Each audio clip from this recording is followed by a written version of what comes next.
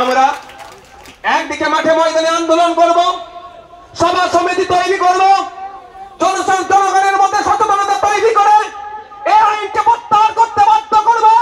অপরদিকে বিদেশের সর্বোচ্চ বিচার ব্যবস্থার কাছে আমরা আর্জি জানাবো, আমরা সুপ্রিম কোর্টে মামলা করব। এই নওশাদ সিদ্দিকী ফ্রমের অনেক সদস্য অলরেডি সুপ্রিম কোর্টে মামলা করেছে, আমাদের মামলা চলছে। একদিকে যেমন আইনি লড়াই চলবে, অপরদিকে এই কলকাতাতে, এই ভাঙড়ে, এই ফুরফুরা শরীফে, এই বসিরহাটে, এই শমশেরগঞ্জে, এই ফরাক্কাতে, পশ্চিম বাংলার অলিতে গলিতে গণতান্ত্রিক প্রক্রিয়াতে ধর্মনিরপেক্ষ চরিত্র বজায় রেখে আন্দোলন চলবে। কারো ক্ষমতা নাই এই আমাদের আন্দোলনকে আটকাতে পারে। অনেকে অনেক কথা বলতে পারে, তবে বন্ধুগণ আমি একটা কথা বলবো, কিছু আগে দিতে হবে, তারপরে ফল পাবে ভাই। গাছে উঠবো না রাঙা পাখি নেবে, এটা হয় না। গাছে যেই উঠবে তারই ভাগ্যে রাঙামাখি থাকবে, সেই পাবে।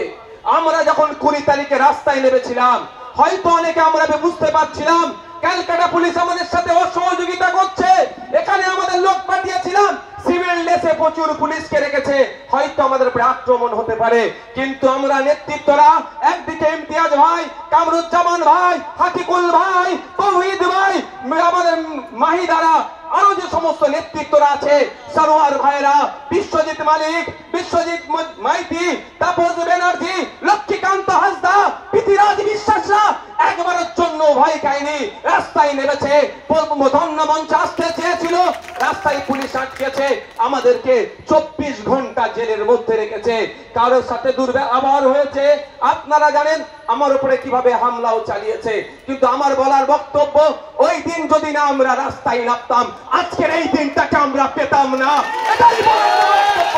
রাস্তায় নামতে হবে, রাস্তায় আমাদের পথ দেখিয়ে দেবে। কারণ দয়াতে আমরা স্বাধীনতা পাইনি। 190 বছর ব্রিটিশদের বিরুদ্ধে বিনয় বাদল দীনেশ, আশফাক উল্লাহ, বিরসা মুন্ডা, ক্ষুদিরাম, ফুরফুরার বিরাউ আক্কার থেকে শুরু করে মাতঙ্গিনী হাজরা, শহীদ ক্ষুদিরাম বোস থেকে শুরু করে, গান্ধী বুড়ি থেকে শুরু করে, একে একে নেতাজি থেকে শুরু করে লাখো লাখো স্বাধীনতা সংগ্রামীরা রাস্তায় নেমেছিল বলে, আজকে ব্রিটিশদের বিরুদ্ধে লড়াই করেছিল বলে আমরা স্বাধীন দেশ পেয়েছি। আমরা সবাই জানি বিভিন্ন স্বাধীনতা সংগ্রামীদের। আমাকে জানেন তো 42 দিন জেলে রেখেছিল। আমি 420 দিন জেল খাটার জন্য প্রস্তুত আছি ভাই, মানুষের জন্য কথা বলে যাব।